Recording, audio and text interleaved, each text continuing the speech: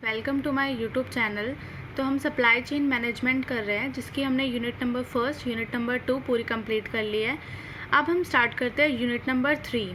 और अगर आपने मेरी प्रीवियस वीडियो नहीं देखी है तो पहले आप वो वीडियोस देखें और उसके बाद आज से कंटिन्यू करें। तो यूनिट नंबर 3 के अंदर आता है focus area of logistic and supply chain management. तो इसका फर्स्ट टॉपिक आता है हमारा ट्रांसपोर्टेशन। अब ट्रांसपोर्टेशन का मतलब है जब हम किसी एक लोकेशन से किसी दूसरी लोकेशन पे सामान पहुंचाते हैं, तो उसके मतलब कैसे पहुंचाएंगे, किसी चीज़ का तो हमें यूज़ करना पड़ेगा। तो जिस चीज़ का हम यूज़ करते हैं, मतलब जैसे कि रोडवेज, रेलवेज, वाटरवेज, इनमें से किसी भी माध्यम का यूज़ करते हैं तो एक सामान को दूसरी जगह पे पहुंचाने के लिए, तो उसे कहते हैं ट्रांसपोर्टेशन। अब इसका मतलब क्या है? Transportation provide the flow of material. मतलब ट्रांसपोर्टेशन में है ना, हम अपने मटेरियल को पहुंचाते हैं किसके पास? प्रोडक्शन के पास, वेयर हाउसिंग तक, या फिर डिस्ट्रीब्यूशन सेंटर तक, टर्मिनल पर, या फिर कस्टमर के पास पहुंचाते हैं। उसके बाद आता है ट्रांसपोर्टेशन के अंदर हमें एक लार्ज अटेंशन चाहिए, मतलब क्योंकि ये बहुत बड़ा कंसेप्ट है तो इसके अंदर हमें लार्ज अटेंशन होनी चाहिए। इसके अंदर बहुत ज़्यादा पोर्शन लगा होता है कंज्यूमर का। उसके बाद आता है ट्रांसपोर्टेशन प्लानिंग टारगेट 2। मतलब ट्रांसपोर्टेशन क्या करता है, उसका टारगेट, मतलब उसके टारगेट क्या क्या है। तो इसके 3 टारगेट्स होते हैं। First is customer satisfaction. मतलब जब तक हमारा कस्टमर सेटिस्फाइड नहीं होगा हमारे प्रोडक्ट से या हमसे, तो फिर वो हमारे साथ सेल को या परचेज़ को कंटिन्यू नहीं करेगा। तो इसलिए हमें कस्टमर की सेटिस्फैक्शन होनी चाहिए। तो इसके अंदर हमारा आता है क्वालिटी ऑफ सर्विसेज। मतलब जो भी हम अपनी सर्विसेज प्रोवाइड करवा रहे हैं कस्टमर तक, वो बिल्कुल क्वालिटी की होनी चाहिए। और उसके बाद आता है ऑन टाइम डिलीवरी। मतलब जिस टाइम कस्टमर ने डिमांड करी है उसको उसी टाइम उसके प्रोडक्ट या सर्विसेज हम उस तक पहुंचा दें। उसके बाद आता है मिनिमम डिलेज। मतलब ज़्यादा दिन तक डिले ना करें, डैमेजेस ना हो और लॉसेस ना हो, तो कस्टमर बहुत ही सेटिस्फाई होगा और वो हैप्पीली हमारे साथ कंटिन्यू करेगा। उसके बाद सेकंड आता है प्रोडक्टिविटी एफिशिएंसी। मतलब प्रोडक्टिविटी अगर हमारी अच्छी हो रही है, ट्रांजिट टाइम रिडक्शन, टाइम हमारा कम लग रहा है। और उसके बाद आता है हमारा lower variability of transit time. Transit time हमारा भी कम होना चाहिए। उसके बाद आता है थर्ड कॉस्ट मिनिमाइजेशन। मतलब जो कॉस्ट हो ना वो हमारी कम से कम लगे, तो ये टारगेट होता है ट्रांसपोर्टेशन का। Minimisation of over time and excess personal cost. Minimise हो हमारी ओवर टाइम्स, मतलब ज़्यादा ओवर टाइम ना करना पड़े और पर्सनल कॉस्ट भी हमारी कम से कम आए। व्हीकल एक्विजिशन और fuel consumption minimise. Fuel consumption मतलब जितना हम फ्यूल वगैरह यूज़ कर रहे हैं तो वो सब भी हमारा मिनिमाइज होना चाहिए। मतलब हमें इस चीज़ों को मैक्सिमाइज़ नहीं करनी, प्रॉफिट को मैक्सिमाइज़ करना है। और जो कॉस्ट है, कॉस्ट वगैरह हो गई, ओवर टाइम हो गया या फिर हमारा फ्यूल कंजम्पशन हो गया, इन सबको हमें मिनिमाइज़ करना होता है। फिर दूसरा टॉपिक आता है हमारा कंपोनेंट। अब इसके कौन कौन से कंपोनेंट होते हैं? तो इसके कंपोनेंट 3 आते हैं, जिसके अंदर अब हम बात करते हैं। The component of a transportation network can be separated into 3 categories. मतलब इसको हमने 3 कैटेगरीज के अंदर बांटा है। तो फर्स्ट आता है हमारा फैसिलिटी। फैसिलिटी का मतलब होता है जो फैसिलिटी हम प्रोवाइड करवा रहे हैं अपने कस्टमर्स को। मतलब किस चीज़ की फैसिलिटी प्रोवाइड करवा रहे हैं। फैसिलिटी आ रहा फिक्स्ड कंपोनेंट। मतलब फिक्स्ड का मतलब ये होना ही चाहिए। Fixed component of a transportation network, मतलब ये बिल्कुल फिक्स्ड है। अगर फैसिलिटी ही प्रोवाइड नहीं करवाएंगे तो हमारे साथ वो ट्रेड कंटिन्यू नहीं करेगा। सेकंड आता है दे इंक्लूड। उसके अंदर क्या क्या आता है? अब देखो हम किस किस की फैसिलिटी प्रोवाइड करवाते हैं। वेयर हाउस की, डिस्ट्रीब्यूशन सेंटर की, हब की, डॉक की, या फिर और कॉमन फैसिलिटीज़, मतलब जो हमेशा ज़्यादातर करवाई ही जाती है। रोडवेज, रेल, ट्रैक और वाटरवेज।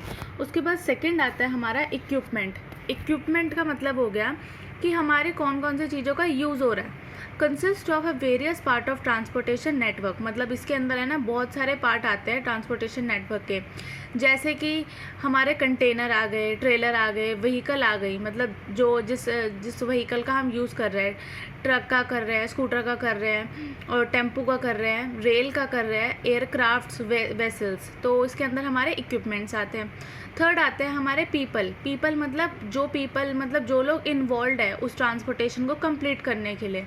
तो उसके अंदर आता है people that are involve in transportation. मतलब वो लोग जो इन्वॉल्व है ट्रांसपोर्टेशन को करने के लिए या ट्रांसपोर्टेशन के फंक्शन को सपोर्ट करने के लिए।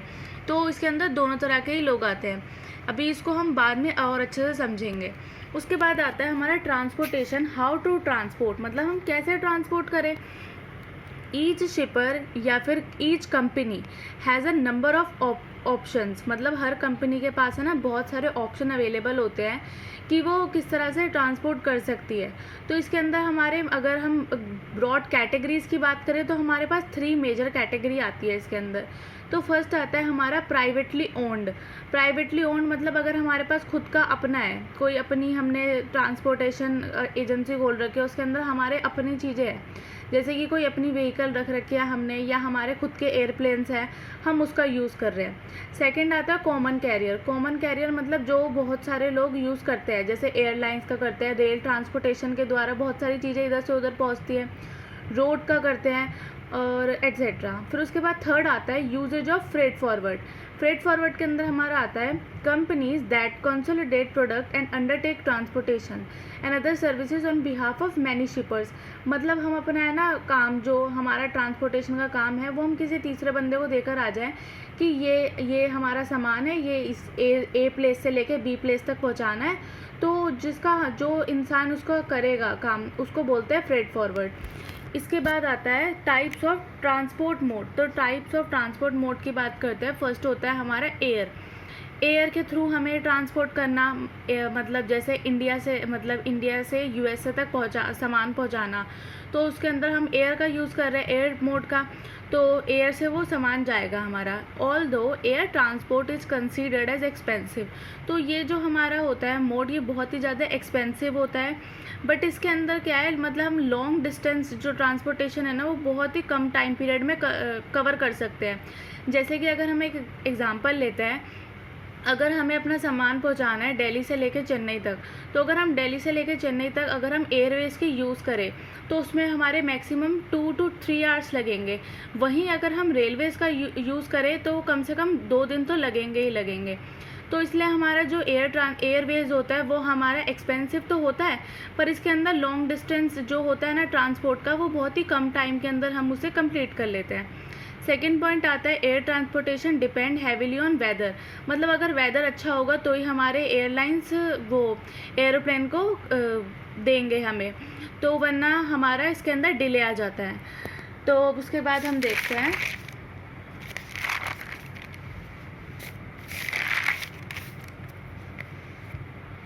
सी। तो सेकंड मोड होता है हमारा सी के अंदर आता है sea transportation offer the ability to carry large quantities of commodity using specialised cargo ship. मतलब इसके अंदर सी के अंदर हम किसका यूज़ कर रहे हैं, कार्गो का कर रहे हैं, बड़ी शिप्स का कर रहे हैं यूज़। जो सी ट्रांसपोर्टेशन होता है उसके अंदर वो ऑफ़र करता है फ्लेक्सिबिलिटी, बहुत अच्छी तरह से फ्लेक्सिबिलिटी होती है इसके अंदर, मतलब वो इजीली टाइम के साथ चेंज हो जाती है। ये भी डिपेंड करती है हमारी वेदर कंडीशन के ऊपर। उसके बाद हमारा थर्ड आता है रेल के अंदर हम बात करते हैं rail transport is considered as a slow transport. जैसे कि अभी हमने एग्जांपल लिया था स्टार्टिंग में, दिल्ली से अगर हमें कोई चेन्नई तक सामान पहुंचाना है तो इसके अंदर हमारा जो रेल ट्रांसपोर्ट है वो कम से कम 2 दिन लेगा, और अगर हम एयरवेज़ की बात करें तो वो हमारा 2 से 3 घंटे में पहुंचा देगा। पर इसकी जो कॉस्ट होती है वो बहुत ही कम आती है, और ये डिपेंड नहीं करता वेदर कंडीशन पे। उसके बाद हमारा आता है रोड के अंदर हम देखते हैं, रोड के अंदर आता है it offer capacity and quantity capabilities. इसके अंदर हमारी लोअर कैपेसिटी आती है, और ये बहुत ही मतलब थोड़ा चीप होता है रोड।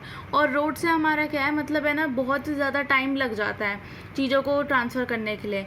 बट रोड के लिए हमें एक बहुत ही अच्छे इसका एडवांटेज है कि हमारा डोर टू डोर सर्विसेज मिल जाती है। जैसे कि इसके अंदर हम एग्जांपल लेते हैं अमेज़ॉन कंपनी का। अगर हमने अमेज़ॉन से या ग्रोफर से कुछ भी सामान मंगाया है तो वो लोग हमें इजीली और मतलब डोर टू डोर हमारे सामान हमारे घर तक पहुंचा देंगे। तो इसके अंदर हमारा जो वेदर कंडीशन है वो इसको इन्फ्लुएंस नहीं करता। फिर उसके बाद आता है हमारा लास्ट आता है पाइपलाइन का हम यूज़ करते हैं या तो लिक्विड्स के लिए या फिर गैसेस के लिए।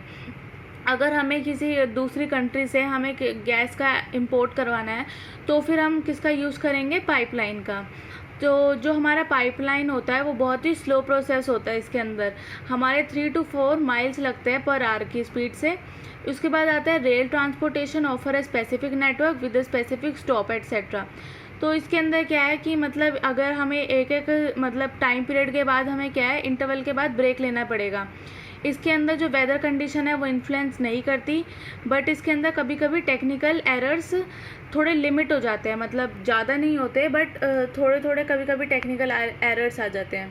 तो ये अभी हमने देखे थे टाइप्स ऑफ ट्रांसपोर्टेशन या फिर मोड्स देखे थे हमने ट्रांसपोर्टेशन के।